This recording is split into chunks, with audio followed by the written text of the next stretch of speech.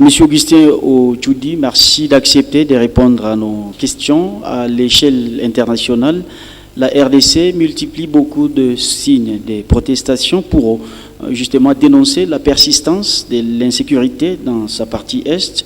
Le cas le plus récent est celui de Djerba en Tunisie, où le Premier ministre Jean-Michel Sama Lukonde et toute sa délégation ont refusé de s'afficher sur la photo de famille aux côtés du président rwandais Paul Kagame.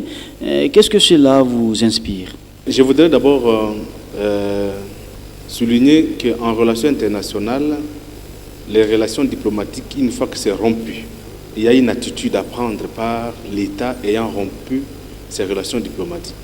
L'attitude de Sama Lukonde répond à cette logique-là.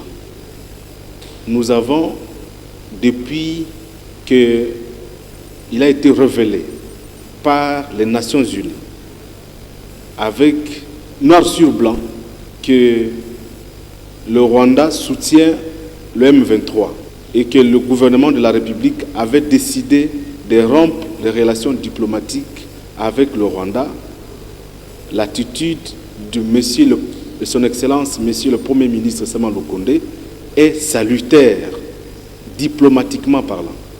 Le désastre qu'il y a à l'est de la RDC, Paul Kagame est derrière. Le Rwanda est l'arrière-base du M23. Les militaires M23, les rebelles M23, les moyens logistiques, techniques, militaires qu'ils ont, sont les moyens qui proviennent du Rwanda. Et c'est connu de tous. Donc nous ne pouvons pas accepter de voir, même moi si j'avais vu le Premier ministre à côté de Sama Lukonde, à côté de ce prototype rebelle M23, le symbole même du M23, qui est le Kagame, je ne peux pas accepter, l'admettre que le président de la République, même son chef du gouvernement, soit à ses côtés. Parce que d'abord, nous avons rompu les relations diplomatiques avec eux. Voilà, finalement, les négociations qui étaient prévues à Nairobi ce lundi 21 novembre ont été reportées.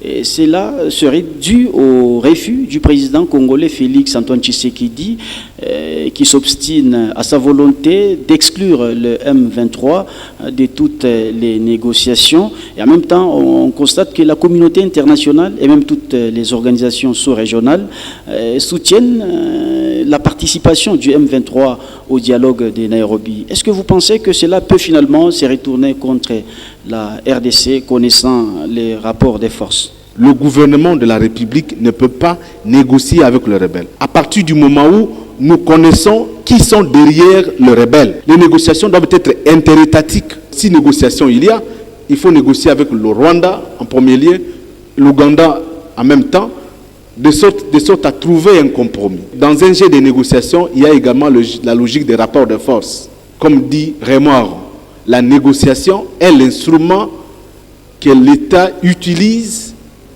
parce qu'il y a le coût de compromis, il y a le coût de négociation. On peut aller à la négociation, on peut perdre comme on peut échouer. Donc il faut la logique des rapports de force. La finalité c'est quoi? C'est qu'il faut intégrer, nous allons rentrer dans l'histoire, dans le passé congolais, où le malheur du Congo aujourd'hui est la conséquence de ce qui s'est passé hier. Pourquoi? Parce qu'on a accepté de négocier avec les rebelles et même des mercenaires qui sont venus et qui constituent aujourd'hui une menace pour la sécurité et l'intégrité du territoire national.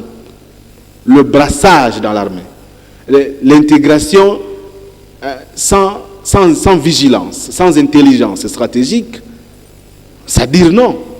On ne peut pas l'admettre. Au nom de l'objectivité scientifique, de la rationalité, il n'est pas admissible que le gouvernement de la République négocie avec le M23, alors que l'on sait que derrière le M23, c'est le Rwanda, c'est l'Ouganda. Voilà, Monsieur Ochoudi, merci beaucoup d'avoir répondu à nos questions. C'est moi qui vous remercie.